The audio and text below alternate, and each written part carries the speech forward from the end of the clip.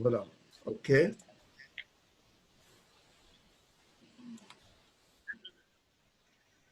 Et Tivé, Alors, dis-moi si c'est bon pour le texte, là.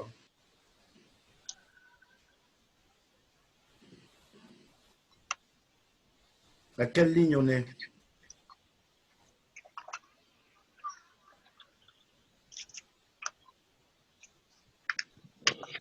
Vous arrivez à encore, voir le texte? Chacun voit le texte, c'est bon? descends encore. Encore. Izzy, on est à quel amoud, s'il te plaît? Quel daf? Quel amoud? Dafnaim Nunzaïn Amoud Aleph, Voilà. et Tivé, Shrata Shelo Be'ezov et Shelo Be'etzerez. C'est en face de quel Rachi, là? Regarde, si on regarde Rachi à droite. Voilà. Hop.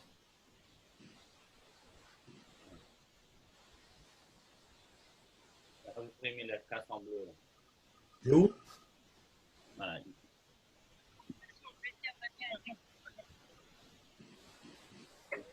Et Tivé, il a été objecté. D'accord, Rabbi Yochanan mais c'est quelle a ligne? objecté à Rabbi Yochanan a objecté à Resh Lakish, toujours dans la même réflexion.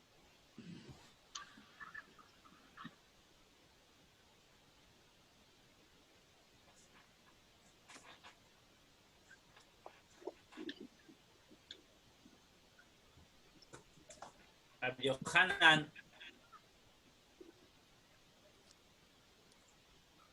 on est toujours dans la même réflexion entre Rabbi Yochanan et Resh Lakish, à savoir si les deux oiseaux qui sont amenés en sacrifice pour le Metzora, pour le lépreux, alors ils deviennent interdits de profiter à partir du moment où le Metzora achète les oiseaux, ou est-ce qu'ils sont interdits de profiter à partir de la Shrita? Et donc Rabbi Yochanan lui disait que c'est à partir de la Shrita, et Resh Lakish il dit que c'est à partir du moment où on a acheté les oiseaux. Alors Rabbi Yochanan va poser une question sur Resh Lakish à partir d'une braïta. Donc il dit la chose suivante.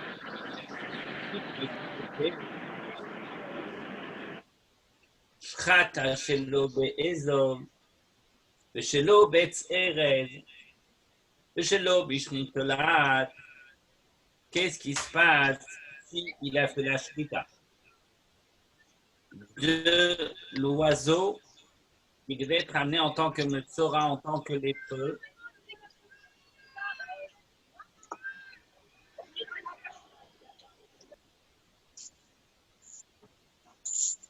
accompagné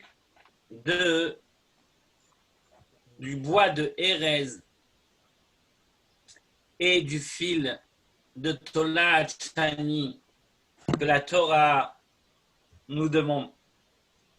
C'est-à-dire que la Torah, elle dit Vetziva a Kohen velakach la metaer shte tziporim, et il sera ordonné au Kohen, et il prendra pour celui qui va se purifier 2 oiseaux, chayot teorot, des animaux purs, ve'etz erez, et un bois de erez ou shni tolat, et un fil de tolat ve'ezov.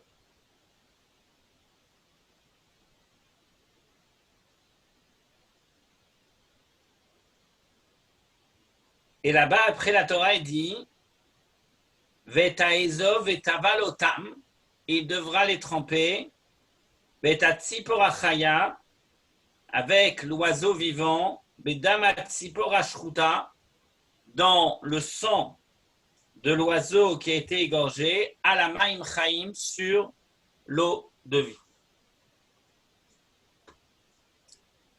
Et donc,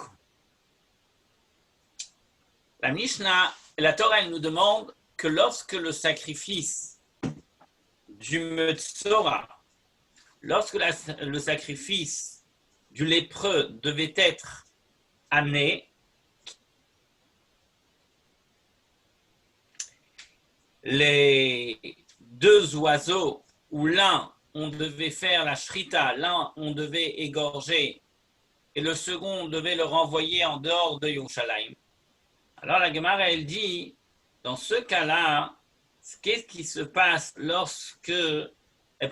la Torah, elle nous dit que lorsqu'il va amener les oiseaux pour la shrita, il va devoir les accompagner, comme la Torah le demande, de Ezov, de Etz Erez et de Shnitolat. Donc, c'était 3 accompagnements que la Torah nous demande de faire lors de la shrita de la...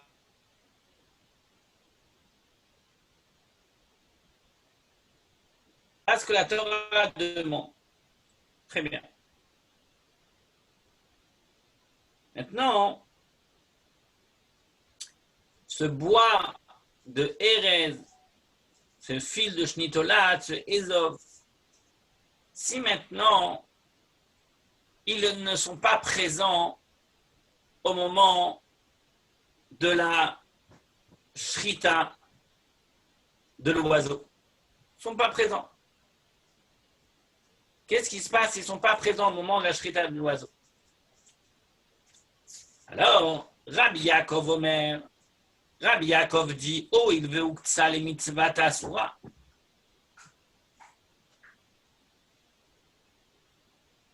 שלא כמצוות המותרת.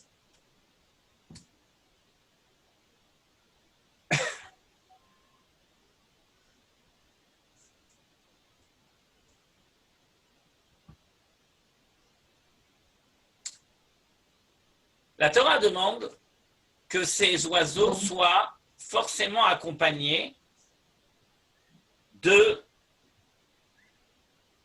tout ce que nous venons de citer, du Hetz, du bois de Erez, du fil de Shnitolat et du Ezov. Maintenant, la Braïta pose la question, elle dit, qu'est-ce qui se passe si au moment de la shrita, on a fait la shrita et l'accompagnement n'était pas présent? L'oiseau qui a été égorgé pour le Metzora, il devient Asur Be'ana, interdit au profit, ou est-ce que, comme il n'y a pas le Ezov, le Etz Erez et le Shnitolat, alors c'est permis? La Gemara pose la question, est-ce que c'est permis ou est-ce que c'est interdit? Alors, Rabbi Yaakov, il dit, puisque ça a été égorgé pour le Korban du Metzora, même s'il n'y a pas eu, comme la Torah l'a demandé, les accompagnements,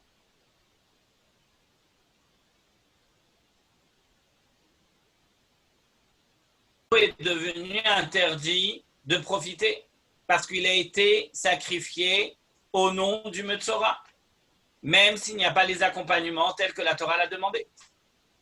Rabbi Shimon dit, oh, il venishrat shelo kemitzvata, puisqu'il y a eu la shrita.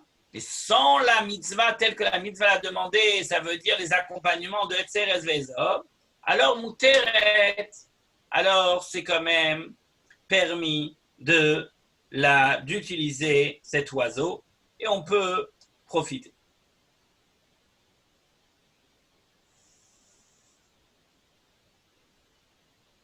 Ok.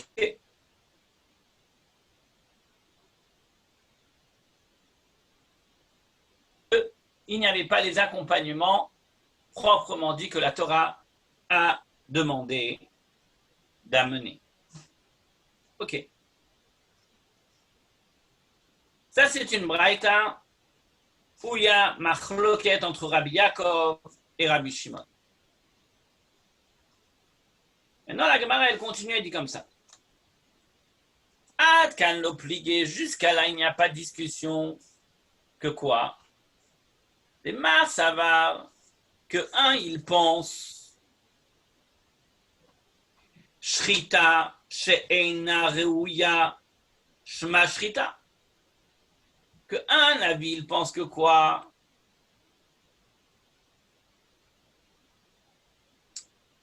Alors, la shrita est quand même considérée comme une bonne shrita.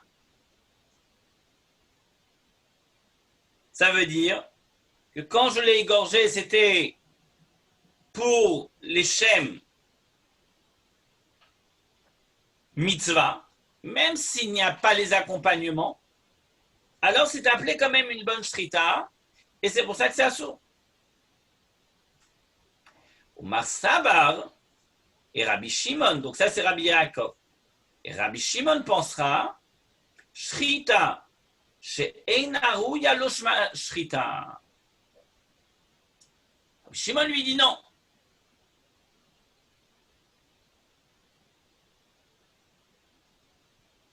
Au sacrifice, étant donné que les accompagnements ne sont point présents, alors ce n'est pas appelé une shrita.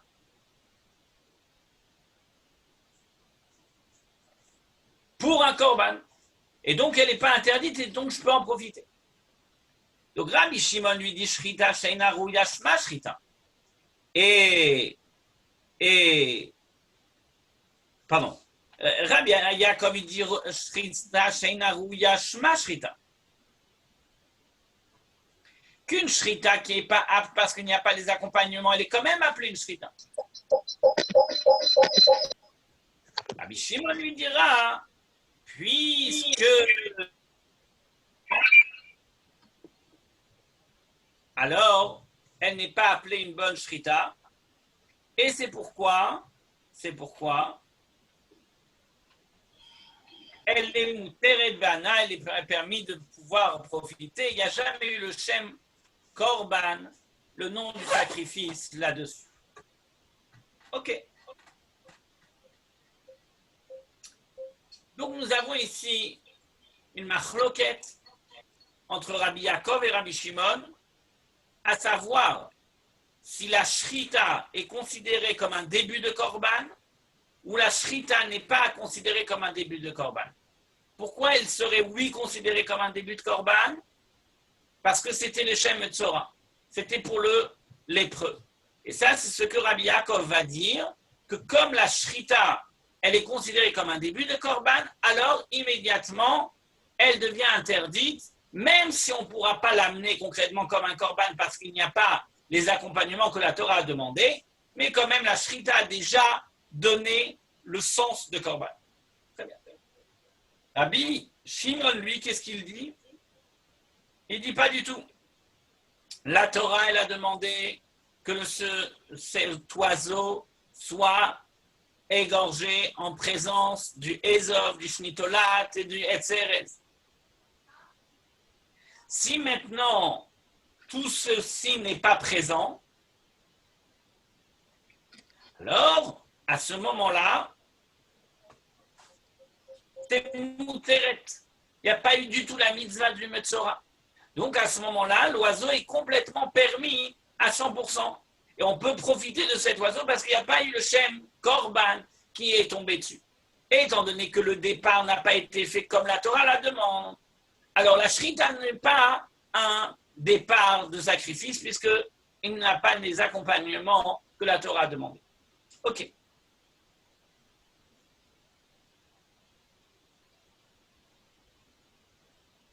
La Gemara, elle dit la chose suivante. La Gemara, elle dit que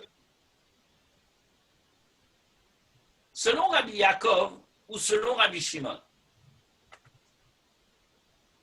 selon Rabbi Yaakov ou selon Rabbi Shimon, le problème sur le Isurana, sur l'interdiction de profiter ou non, c'est bien sûr à partir du moment où il y a eu la shrita. Et il y a une machloket, c'est à partir de la shrita et on a le droit de profiter ou est-ce qu'on n'a pas le droit de profiter? Mais avant la shrita, si on a le droit ou non de profiter de ces oiseaux, il n'y a pas de discussion. Tout le monde est d'accord que je peux profiter. La question se pose à partir de quand j'ai plus le droit de profiter, à partir de la shrita si c'est accompagné du Etzer Vezov ou si ce ne l'est pas. Mais avant, la discussion ne se pose pas.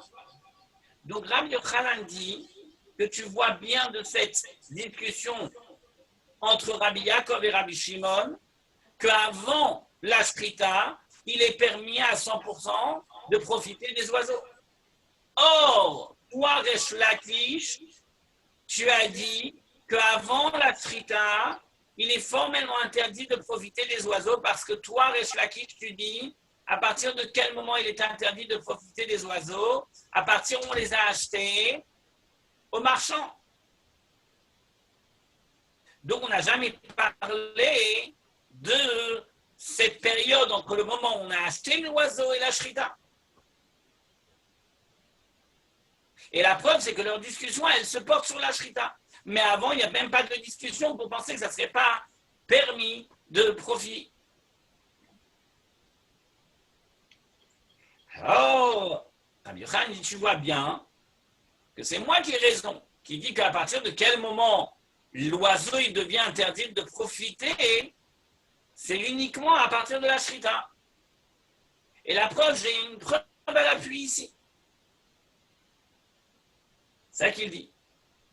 Les coulées à al-Mamiya, tout le monde cependant, mais Chaim le mitasra.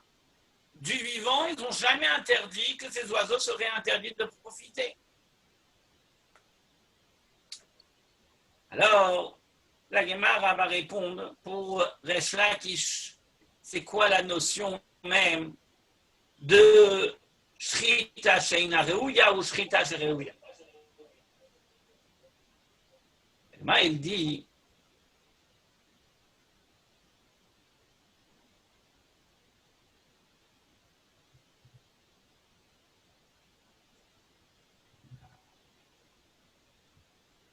Tanaï. Là, c'est une machloket à Tanaï. C'est-à-dire que cela fait référence. Il y a un écho qui est désagréable. Il y a quelqu'un qui a son micro allumé, je pense. Et les micros. Voilà. Voilà. C'est un machloket à Tanaï. C'est une machloket entre les Tanaïm eux-mêmes. Les Tanaïm, c'est quoi? Les Tanaïm, c'est les avis qui sont à l'époque de la Mishnah. Amoraïm, c'est ceux qui sont à l'époque de la Gemara. Ok. Moi, elle dit cela est une machloket à Tanaïm. Pourquoi?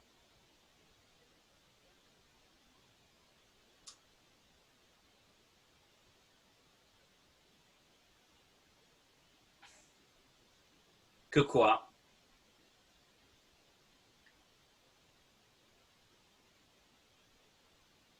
Les Tana.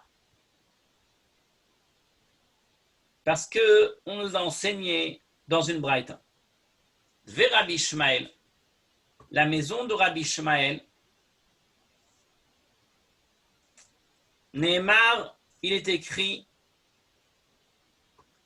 Marchir ou Mechaper mi bifnim, ce qui est Marchir, qui rend kasher, Mechaper, ce qui pardonne, mi bifnim, qui est fait à l'intérieur du Beit Hamikdash.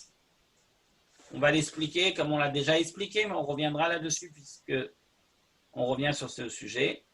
Neymar, il est écrit Marchir ou Mechaper mi bachutz, ceux qui rendent kasher et ceux qui pardonnent à l'extérieur. Ma marchir ou Mechaper amur mi bifnim, de la même façon que celui qui est kasher et qui pardonne à l'intérieur du Beit Hamikdash. Asabo, la Torah l'a fait, marchir que mechaper.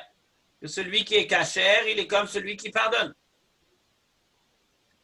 Af, marchir ou mechaper, amur bachutz, Alors, celui qui est marchir et mechaper à l'extérieur du Beit Hamikdash, il sera aussi de la même singularité, c'est-à-dire interdit au profit.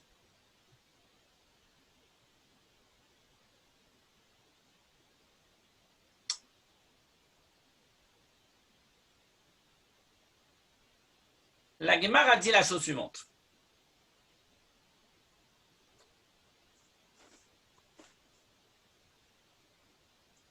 Toi, Rabbi Yochanan, tu dis que les oiseaux sont interdits à partir de la shrita.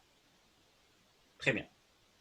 Moi, Resh Lakish, je dis que les oiseaux sont interdits à partir du moment où je les ai achetés. C'est-à-dire, à partir du moment où le Metzora ou le lépreux est parti au marché et il a récupéré, il a acheté les deux oiseaux pour être mechaper, pour faire les sacrifices, à partir de ce moment-là, ils sont interdits de profiter. Ok.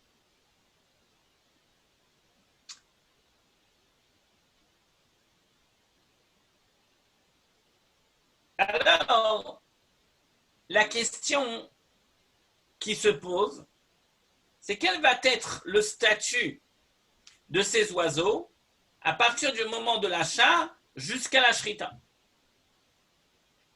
Et Shlakish dit, moi je pars du principe que c'est interdit de profiter de ces oiseaux. Et en fait, il y a une machloquette à le sujet lui-même. Est-ce que les oiseaux sont déjà interdits du profit dès leur rachat? Ou est-ce que non?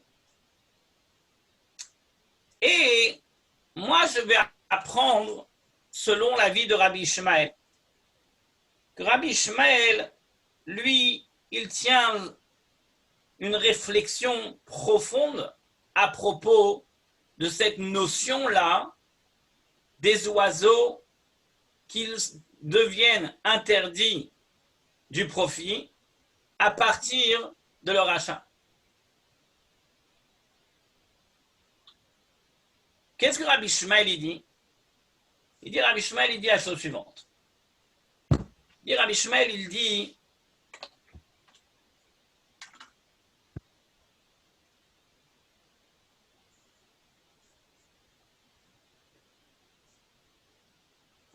que c'est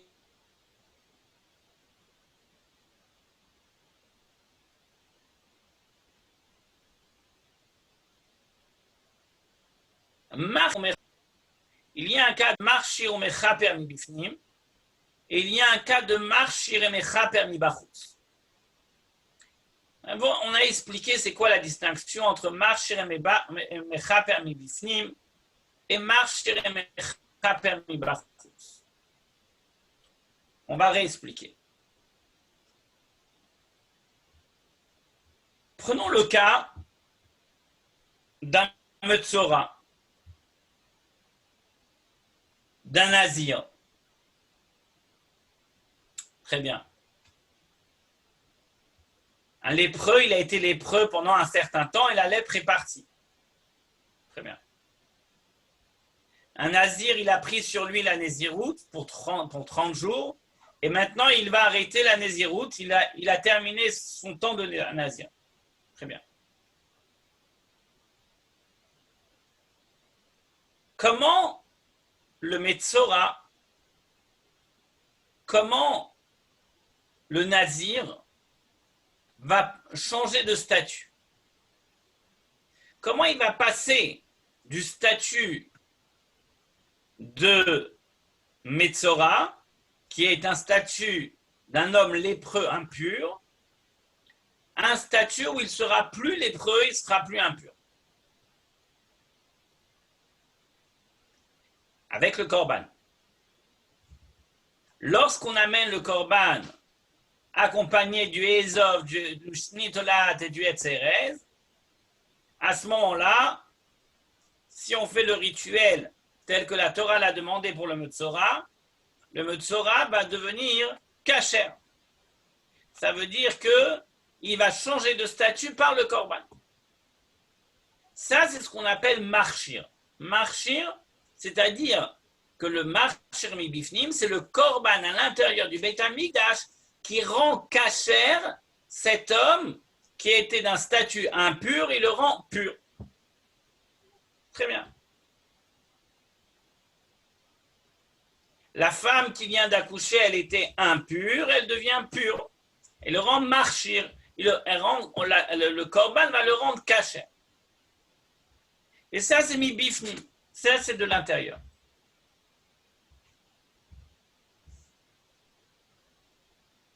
C'est quoi mechaper? Mechaper, c'est lorsque quelqu'un, il a fait une avéra, il a fait une faute. Alors, il va amener un sacrifice pour se faire pardonner. Mais son statut avant la faute, après la faute, il n'a pas changé. C'est pas qu'avant la faute, il était impur, et après la faute, il est devenu pur. C'est pas qu'avant le korban, il était impur, après il est devenu pur. Non, avant le korban, il avait une faute. Il a fait, par exemple, il a transgressé Shabbat sans faire attention. Alors, il faut amener un korban khatat.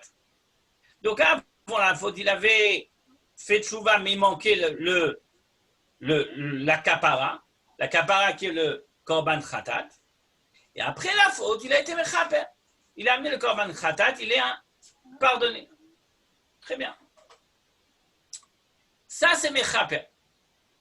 Marchir, ça veut dire que ça change de statut. Mechaper, ça veut dire qu'on pardonne la personne. Ok. Maintenant,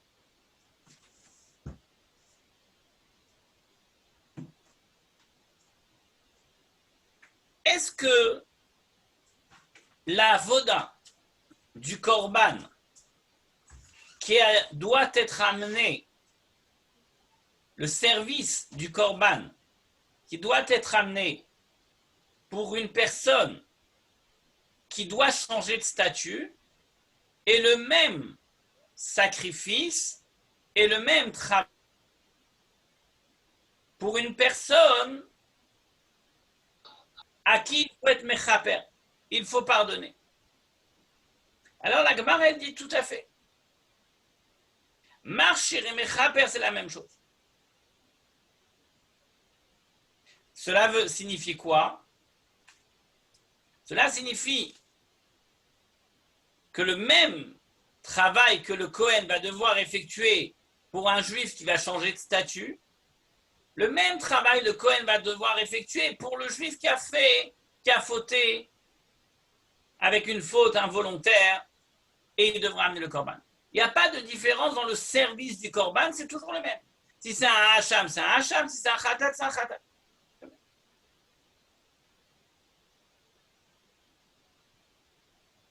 Alors Rabbi Ishmael dit comme ça.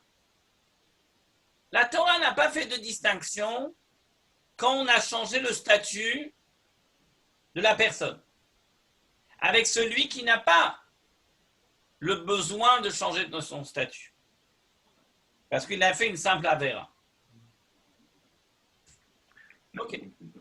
Tu vas là-bas avec maman et ils te diront d'entrer. Alors, il dit la chose suivante. Oui. Mais il vaut mieux. Rabbi Ishmael, il dit la chose suivante. Il dit, de la même façon que la Torah n'a pas fait de distinction entre celui qui doit amener un sacrifice parce qu'il a fait une faute, ou celui qui doit amener un sacrifice parce qu'il doit changer de statut, alors la Torah a impliqué les mêmes interdits à celui qui a fauté comme celui qui change de statut. Et donc, de la même façon qu'un sacrifice pour celui qui change de statut, qui a fauté, il est formellement interdit de profiter, alors la même chose aussi pour celui qui change de statut, il est formellement interdit de profiter. Très bien. Donc ça, c'est la notion de changer de statut ou de être pardonné sur une faute, ou à ce moment-là,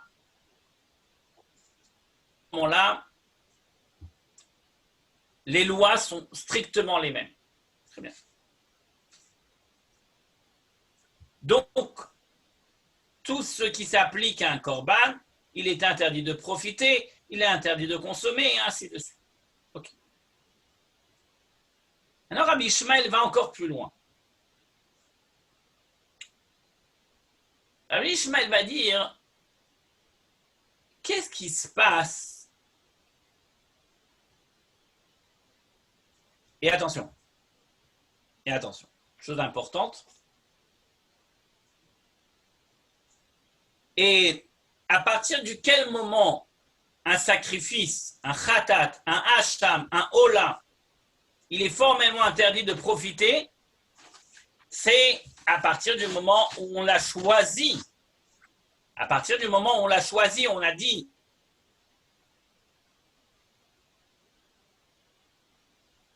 ton sera un sacrifice khatat, ou cet agneau sera un hasham.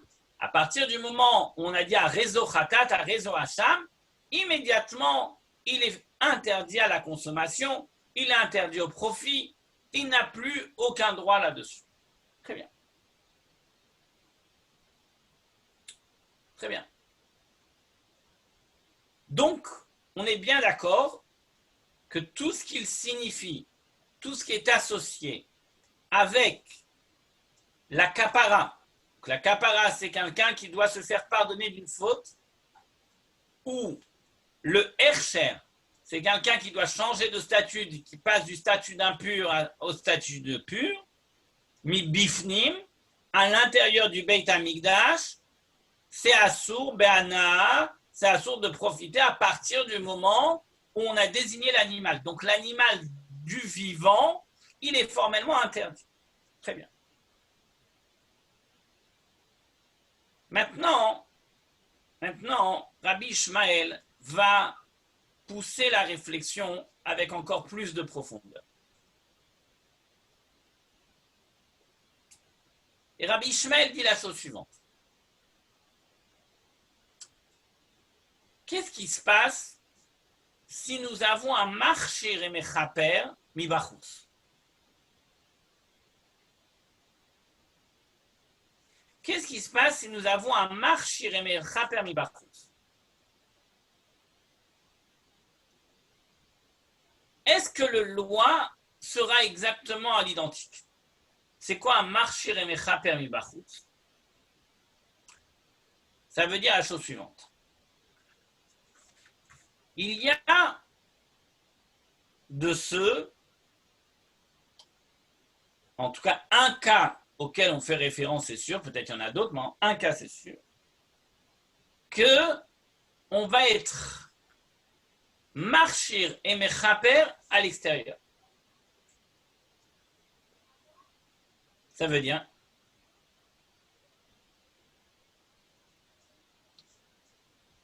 il y a ce qu'on appelle le cas de Egla Rufa. C'est quoi Egla Rufa? C'est quoi Egla Rufa? Egla Rufa, c'est la brisure de la nuque de la génisse. J'ai déjà expliqué en long et en large ce sujet.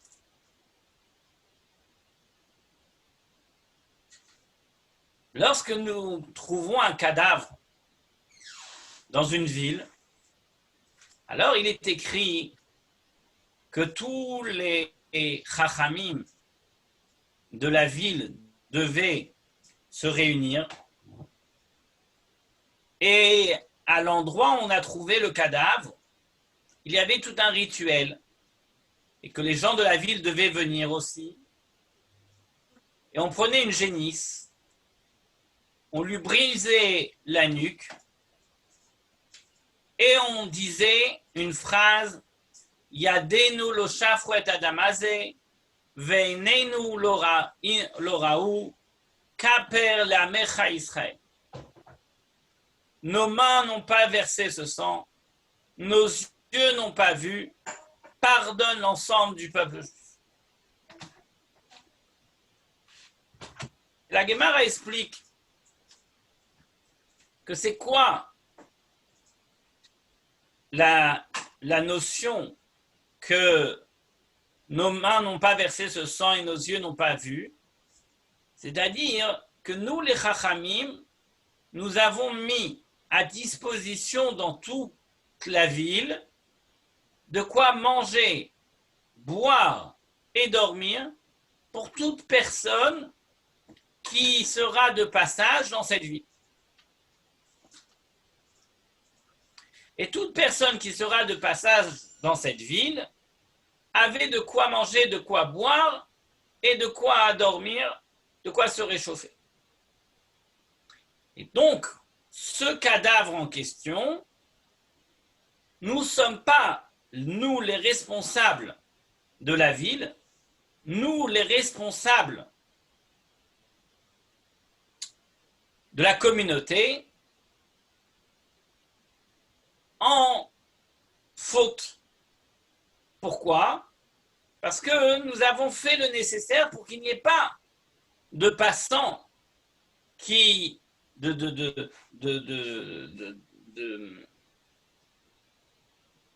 de passage qui auraient pu s'installer dans cette ville et qui n'avaient pas de quoi manger, de quoi boire. Et donc maintenant, défunts en face de nos yeux, nous n'avons aucune responsabilité. Et c'est pourquoi, Akadosh Baruch Hu, nous te donnons maintenant une génisse, comme tu l'as donné dans la Torah. Nous lui cassons la nuque comme la Torah nous l'a demandé. Et nous disons clairement que nous n'avons pas vu et nous n'avons pas versé de sang parce que nous avons établi tout le nécessaire dans la ville pour être sûr que ce problème ou que ce genre de choses ne puisse pas arriver. Très bien. Le din de l'Aigla Roufa, c'est qu'on va devoir casser la nuque de la génisse à l'endroit où on a trouvé le cadavre. On va l'enterrer et ensuite on va aussi enterrer la génisse. D'accord? On va enterrer la génisse à l'endroit où on a trouvé le cadavre. Très bien. Maintenant, quand on va tuer la génisse, à ce moment-là, c'est marchir et mechaper. Pourquoi c'est marchir et mechaper? Parce que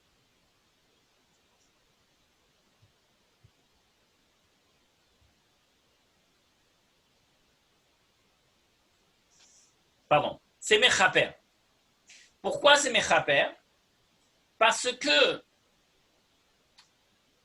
le peuple de cette communauté, il était fautif. En tout cas, il avait une notion de faute qu'on pouvait lui incomber à l'ensemble de cette communauté. Dès qu'il y a eu la brisure de la génisse, à ce moment-là, on a été mechaper, on a pardonné l'ensemble de la communauté de cette ville. Ça, c'est ce que Egla Roufa est venu faire, c'est venu pardonner l'ensemble de la communauté. D'accord. Maintenant, nous avons le cas du Metzora. Le cas du Metzora, c'est quoi? Le cas du Metzora, c'est écrit que lorsque le lépreux, il est lépreux, alors il doit être Michutz lamachan et moshav. Il doit sortir à l'extérieur de la ville parce qu'il ne peut pas rester dans un endroit où il va être là-bas impur et donc il ne peut pas être en communauté avec les autres du fait que le reste est pur. Donc le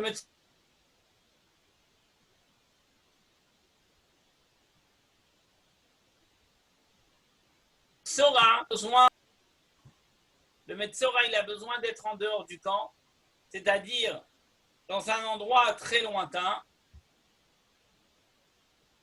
en tout cas loin de la communauté, jusqu'à que sa lèpre va passer, et là, il deviendra apte à changer de statut. Maintenant, à partir de quel moment on peut changer de statut? À partir de quel moment on peut changer de statut? Alors, c'est écrit que après que la lèpre est partie, et donc il n'a plus les signes d'impureté, alors il est écrit que il va devoir prendre 2 oiseaux avec le Etz Erez, le Shnitolat et le Ésope. Et grâce au fait d'acheter les 2 oiseaux, ça lui donne l'autorisation de entrer dans la ville pour arriver jusqu'à la porte du Beit Hamikdash, jusqu'à l'extérieur, pour se faire purifier.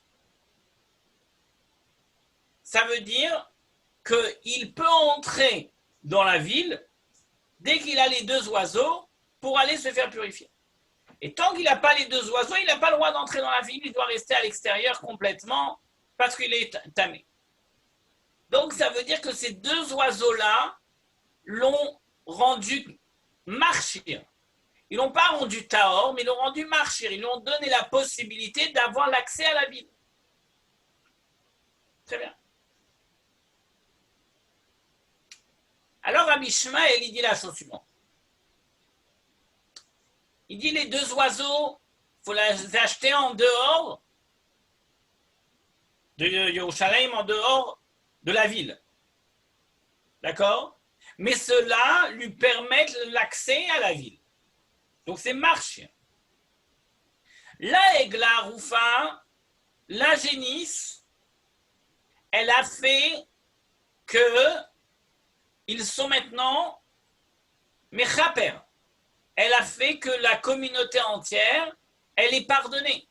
Pourquoi la communauté entière est pardonnée? Parce que maintenant, la communauté entière n'a plus de sang sur ses mains, du fait qu'ils ont fait le rituel de la brisure de la génisse. Donc ça a été mechaper. Cette génisse qui n'est pas un korban, qui a été fait à l'extérieur, qui a été fait dans la ville, a été mechaper l'ensemble du Kahal, a pardonné l'ensemble de la communauté. Très bien.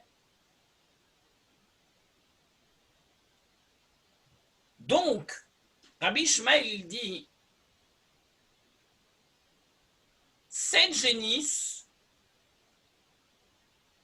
elle est interdite à partir de son achat. On ne peut pas en profiter.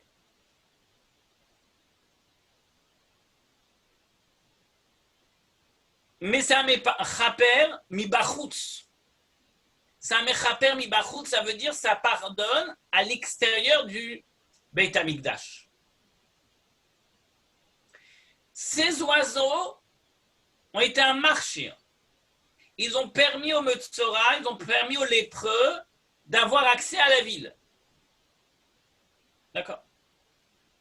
Alors maintenant, Rabbi Ishmael fait une comparaison entre le marchir et mechaper mi bachutz et le marchir et le mechaper mi bifnim. Rabbi Ishmael, il dit comme ça. Il dit de la même façon que les sacrifices à l'intérieur du Beit HaMikdash, il n'y a pas de différence si c'est des sacrifices de marchir ou si c'est des sacrifices de mechaper, si c'est des sacrifices pour rendre cachère la personne ou si c'est juste un sacrifice pour pardonner. Dans les deux cas de figure, il est formellement interdit de profiter ou de consommer l'animal à partir du moment où il a été désigné pour être un sacrifice.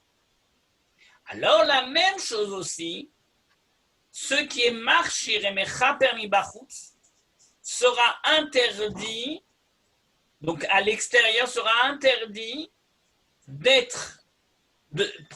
profiter à partir du moment où ils ont été désignés.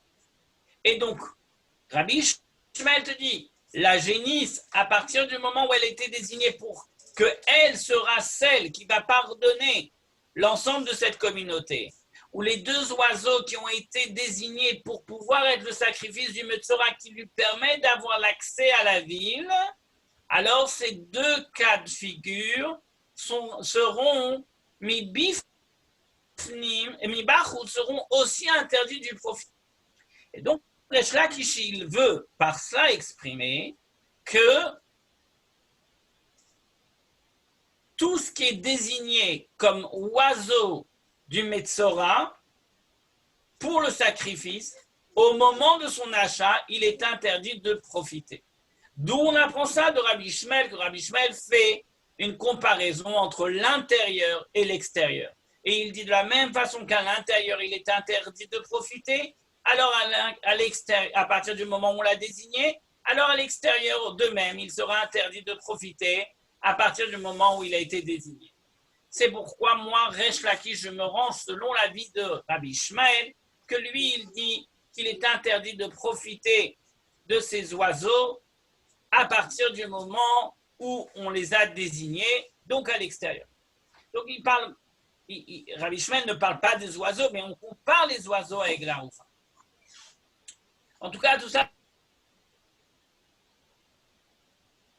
pour dire que c'est une machloket atanaïm, c'est une discussion à savoir si on doit faire une comparaison entre le bachutz ou le bifnim, si on doit faire une comparaison entre l'intérieur et l'extérieur. Et Rabbi Ishmael pense que oui, et d'autres pensent que non. Et Resh Lakish dira, moi je me range selon l'avis de Rabbi Ishmael. J'espère que ça a été clair. Ok.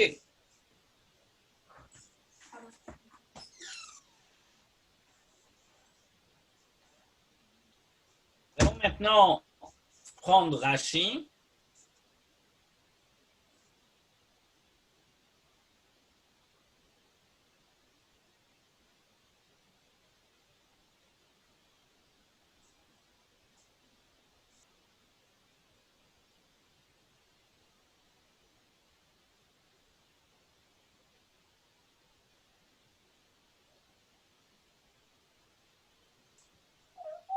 Les mitzvata, qui n'est pas apte à une mitzvah, shma shrita losra. C'est appelé une shrita pour l'interdire.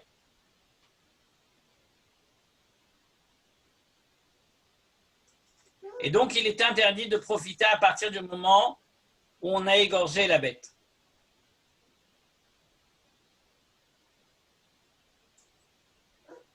Alors, Rabbi Yochanan avait dit, mais donc de tout cela, nous voyons quoi? Que Mechaim lomitasra, qu'en tout cas, d'après tout le monde,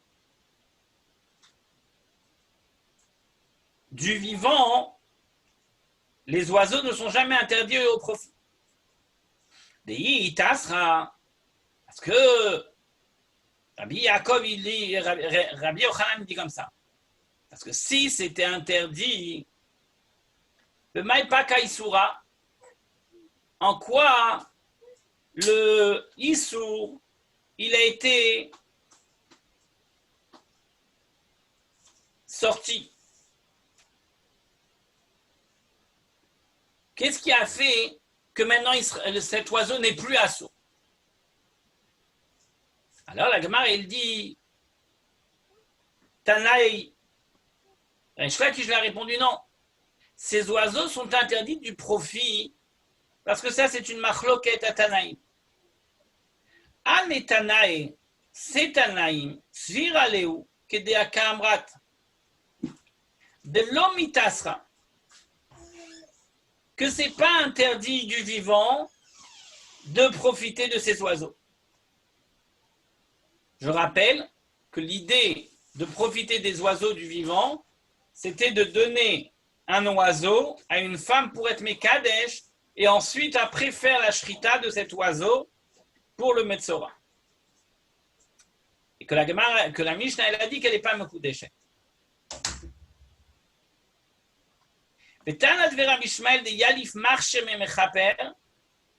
Donc d'après cet avis-là, eux ils pensent que c'est pas assourd du vivant. Béana, c'est pas assourd de profiter. Mais la maison de Rabbi Ishmael de Yalif marche mechaper.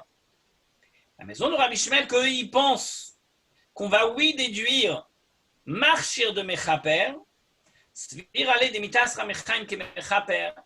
Il pensera que c'est formellement interdit. Dès le vivant, dès le moment où on a désigné l'animal, il est interdit de profiter pour des profits externes à ceux auxquels ils ont été désignés.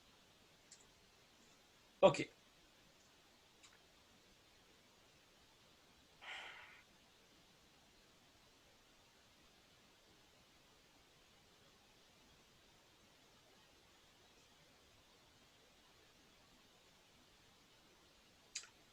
Très bien. Nous allons maintenant reprendre la Gemara.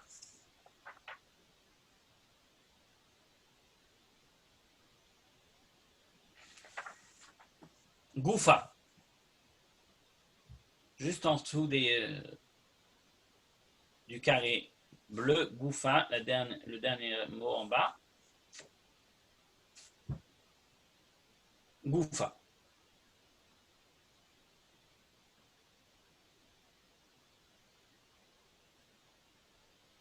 Revenons sur la source même du problème est indiqué préalablement.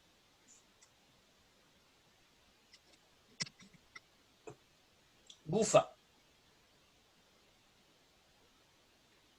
Maintenant, la Gemara, elle a statué qu'on reste avec cette machloket entre Rabbi Ishmael, entre Rabbi Yochanan et Resh Lakish, si les oiseaux du Metzora sont interdits au profit ou non. Et on s'est arrêté. Maintenant, on va revenir sur une autre réflexion. Et nous allons commencer à développer une autre réflexion. Toujours à propos du Metzora. Goufa, la Gemara, elle dit, revenons sur la source du sujet. C'est écrit, Kol tzipor Torah tochelu.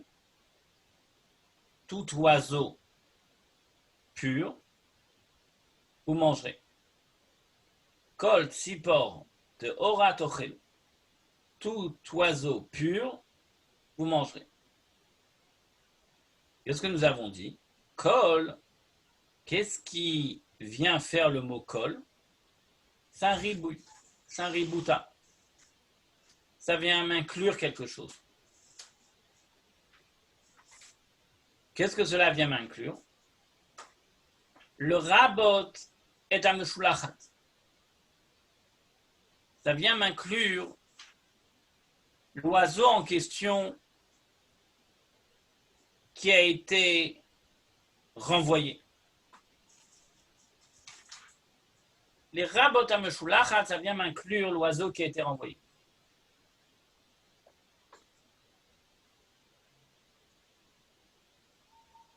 Veze asher lo tochelu mehem, les rabot et ashruta.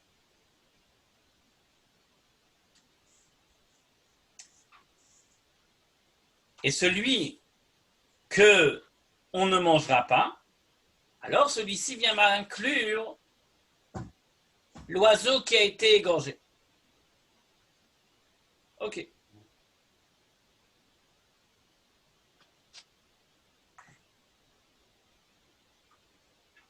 À propos du Metzora, à propos du lépreux,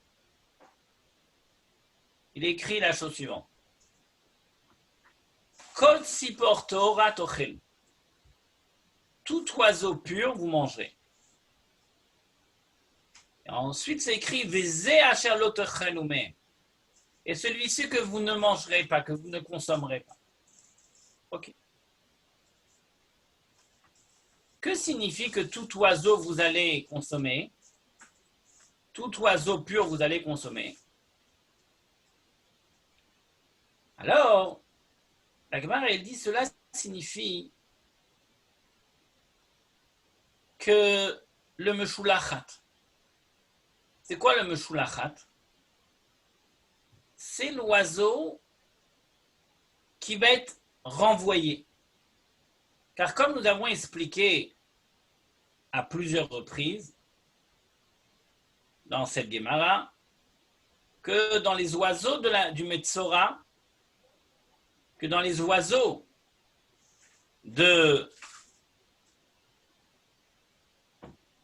lépreux, il y avait deux oiseaux. Il y avait un oiseau avec lequel on l'amenait en sacrifice, on faisait un korban. Il y avait un second oiseau qu'on prenait et que on le trempait dans le sang, qui était vivant, dans le sang du premier oiseau abattu, et on aspergeait le Metzora, le lépreux, et ensuite on le renvoyait, c'était un meshulachat. On renvoyait l'oiseau en dehors de la ville de Yerushalayim, et à ce moment-là, cet oiseau, la Torah nous apprend qu'il est totalement permis à la consommation. Mais en revanche, l'oiseau qui a été égorgé pour un korban, alors, celui-ci, il est formellement interdit.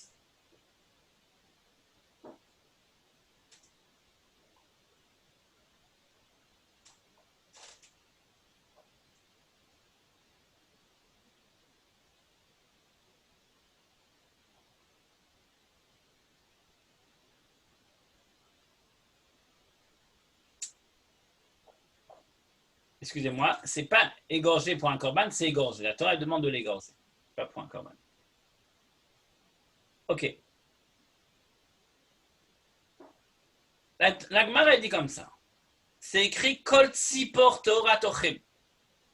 Tout oiseau pur, vous mangerez. Cela vient m'inclure quoi?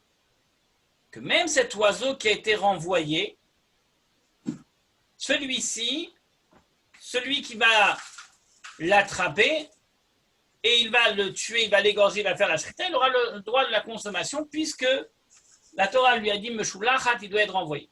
Très bien. Maintenant, quand c'est écrit Vezeh asher lo tochelu mehem, et celui-ci que vous n'allez pas manger, cela vient m'inclure la shruta. L'oiseau qui a été égorgé, celui-ci, il est interdit de manger et de profiter. Ok. Comme ça, on a appris des psukim. Alors, la Gemara, elle continue, elle dit Vei puchana. Mais moi, je pourrais juste expliquer les psukim à l'envers. Amar Rabbi Yochanan Mishum Rabbi Shimon ben Yochai. Il dit Rabbi Yochanan au nom de Rabbi Shimon ben Yochai. Lo matzinu ba'alechaim she'asurim. Nous n'avons pas trouvé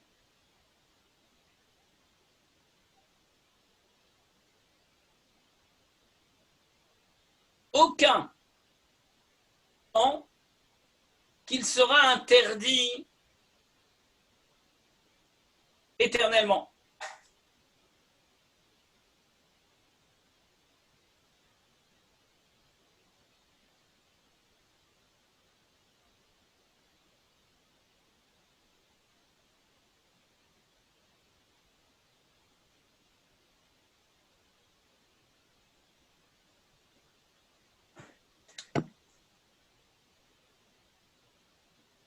Que signifie? Il dit comme ça. Il dit peut-être qu'il faudrait inverser les versets. Il dit comme ça. Le verset qui dit celui-ci, vous ne le mangerez à jamais. Cela viendrait m'apprendre que l'oiseau en question qui doit être envoyé, c'est celui-ci qui est interdit à la consommation.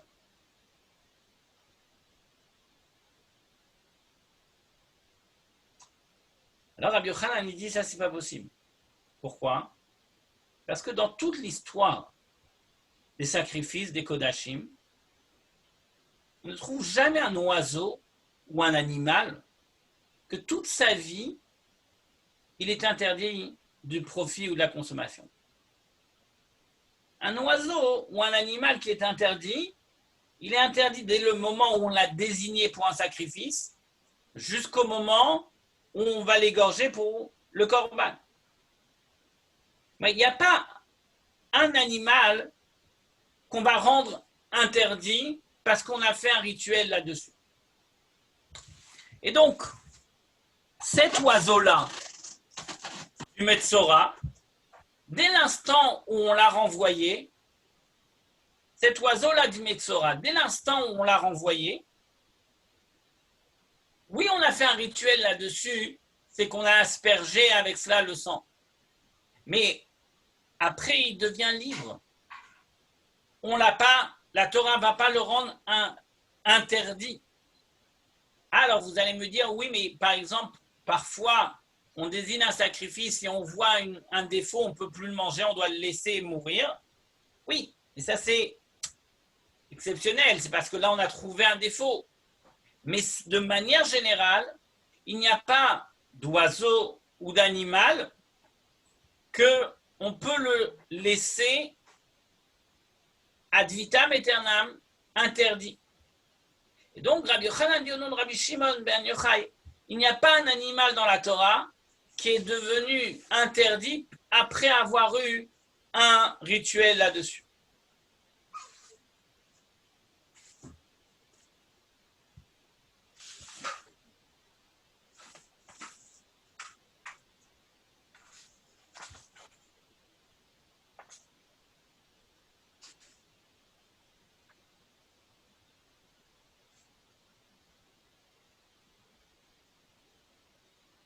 Très bien. Matkif, la Rav Shmuel Barav Yitzhak. Il dit, ah bon, il n'y a pas de rituel qui il y a là-dessus un interdit après, plus jamais. Il n'y a pas d'oiseaux, d'animaux sur lequel il n'y a eu un rituel, pardon, pas il y a eu, pas eu. Il y a eu un rituel, à partir de ce moment-là, il est formellement interdit ad vitam aeternam. Rav Shmuel bar Yitzhak qui va dire, je vais te démontrer que oui, qu'il y a des animaux sur lesquels ils sont interdits, et après, ad vitam aeternam, on ne pourra plus les utiliser. Juste, c'est la page d'après.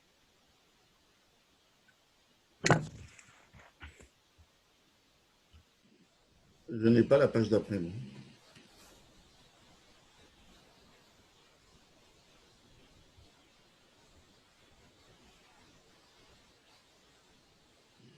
Je te l'envoie en WhatsApp.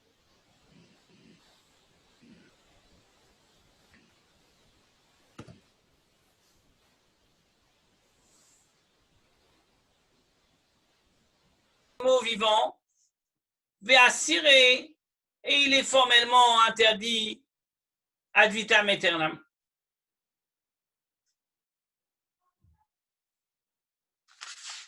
Rabbi Yochanan, au nom de Rabbi Shimon Bar Yochai, il dit Lo matzinu balechaim shasurim. Ça n'existe pas de balechaim, d'animaux qui ont été interdits éternellement comme ça. Alors, Rav Shmuel il a dit, ah bon, il n'y a pas d'animaux qui sont interdits éternellement. Il dit, voilà, je te trouve un cas où il y a un interdit éternellement sur un animal. Il dit, voilà une bête qui a été utilisée pour tikrovet la vodazara, c'est-à-dire pour l'idolâtrie. Et plus encore, c'est que un juif, Chas Shalom, si la vodazara c'était de se prosterner au mouton, alors il a pris un mouton, il s'est prosterné devant ce mouton. Alors, c'est un Baal Chai, le mouton il est vivant, Ve'asiré. Et la Torah interdit éternellement de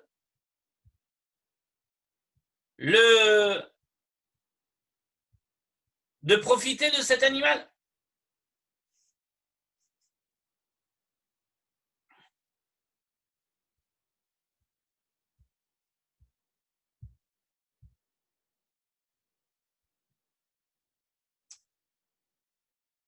Et donc, tu vois bien qu'un animal qui a été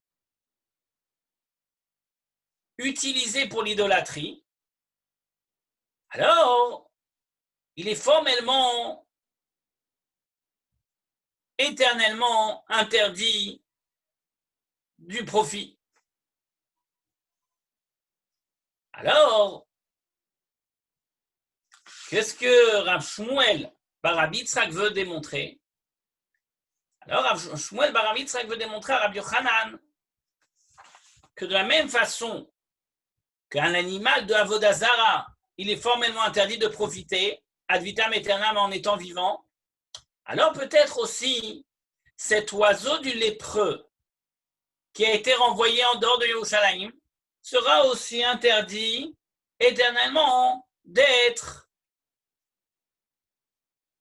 profiter.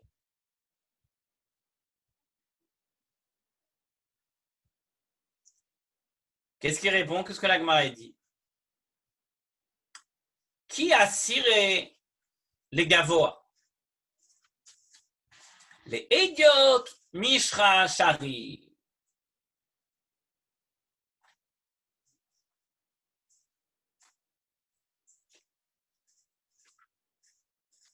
Il dit, dans quel cas ces animaux sont formellement interdits auxquels il y a eu Avodah Zara sur ce mouton, par exemple, c'est il est interdit de l'amener comme un korban pour Hachem. Mais si on a envie de manger ce mouton, le tzor ki adam pour se faire un barbecue, par exemple, Mishra Shari, ils sont permis. Et donc, pour cela, nous ne pourrons pas apprendre, à partir de Avodah Zara, on ne pourra pas apprendre le Issour du Tzipor HaMeshulach. C'est-à-dire, on aurait pu dire que l'oiseau qui a été envoyé, celui-ci, il est interdit de profiter à l'homme.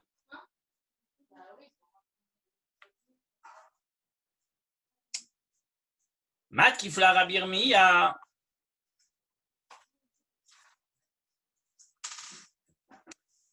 Rabbi Yirmiya a objecté.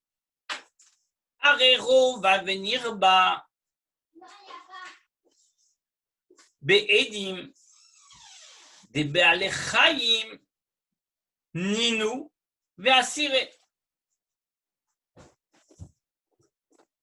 Toi, tu veux dire quoi? Que l'oiseau, si la Torah ne me l'avait pas appris, alors j'aurais dit qu'il est interdit de profiter pour l'homme. Et qu'est-ce que tu me dis? Tu me dis, on ne voit pas d'animaux qui soient interdits ad vitam aeternam.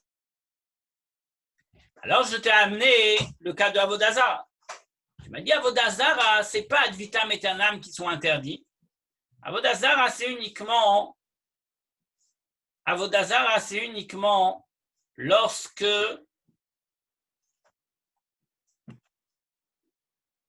on fait de l'idolâtrie.